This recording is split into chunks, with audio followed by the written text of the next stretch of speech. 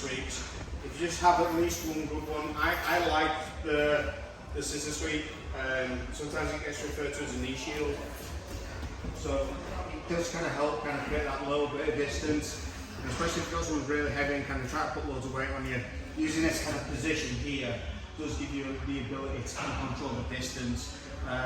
One of the things that we did look at 2 weeks ago is kind of using this as an opportunity to also go into a triangle. So using this kind of longer guard, although we don't have the same attachments, it can give us some pretty cool stuff if we need it. So back over into mount top. Alright, so we start looking at the thing walk, so taking the hand underneath, making sure that the arm and the hand is close to the elbow, not close to the armpit. We get better leverage if we go further away. So from this position here, walking the arm up, into here, and then from this position we start looking at, first of all, going into the Americana. As we were talking about before, we'll just recap the skin just so that everyone's seen it. I don't know why Stu's going. Anyway, having that kind of low mount, that grapevine mount, gives us a better ability to attack for the Americana, because as it starts bridging and starts creating that kind of chance to escape and create posture and create distance and stuff, I've got much better control. Okay, so from here, just as a little bit of recap, hand over the top, into that motorcycle position, and just gentle lift the hand. I'm not doing it because I know Stu's shoulders are really bad, but typically, as soon as I get this hand on the mat, I'm going to rev the engine, so the flat of the hand is against. So this is going to make it way tighter, when I start lifting that elbow up.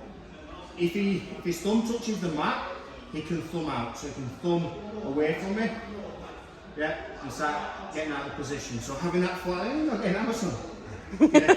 that flat hand there, it prevents the turn, because we've attached the back of the hand to the mat. So he tries to turn his hand now, it doesn't work. Okay, so just have that little bit of an extra thing in the back of your mind, just to finish the submission.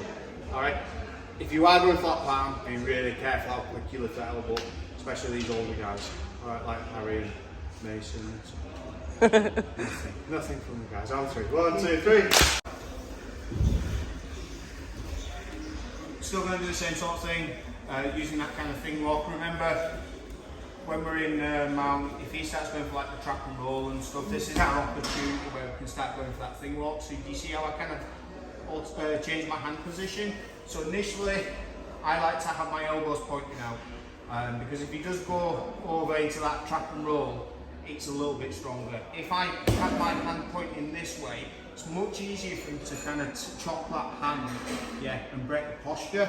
So you do get a little bit of strength. So if he doesn't go on the inside and goes outside trap and roll, it's a really good block. So this is my kind of default position. Protects my elbows a little bit, but it also kind of prevents some of the stuff he's doing. So he's going to go inside to get the rack, turn my hand out, and then from here, this is where, as we were talking about last week, we can create that bigger circle. I like to do something with this hand as well. So I've already adopted that grapevine position. I'm just going to pull the head in a little bit. It's going to make walking that hand over and grabbing the lap much easier. So from here, again, it goes to trap and roll, turn my hand. When we tilt the head, we take a lot of power off of Stuart. We also make it much harder for him to bridge. So if he starts trying to bridge now, his bridge isn't as effective because we've kind of taken the spine and put a little bit of kink in it. So as I turn the head here and I walk my hand across and keeping that elbow up nice and high until I come across and grab the arm. Okay. Then from this position I can use a bit of an arm drag and then place my chest just behind his arm. The only way that he can get out of this is taking his hand up. So this one. So that's it. But my chest being behind the elbow and that pressure is making it really difficult for him. From this point, we can then start looking to take him onto his side, which we'll do in a second. So, got mount, he goes to try and trap and roll, head tilt, over, bring that hand across, bring it across the face and place your chest behind the back of the arm. And this is just kind of basing for now. Because his arm's trapped, he tries to lift the arm up, it's not going, tries to pull the arm back, can't do it, tries to go this way, don't do it. Brilliant, that's exactly where I want him to go. Okay, make sense? Here we go, 1, 2, 3.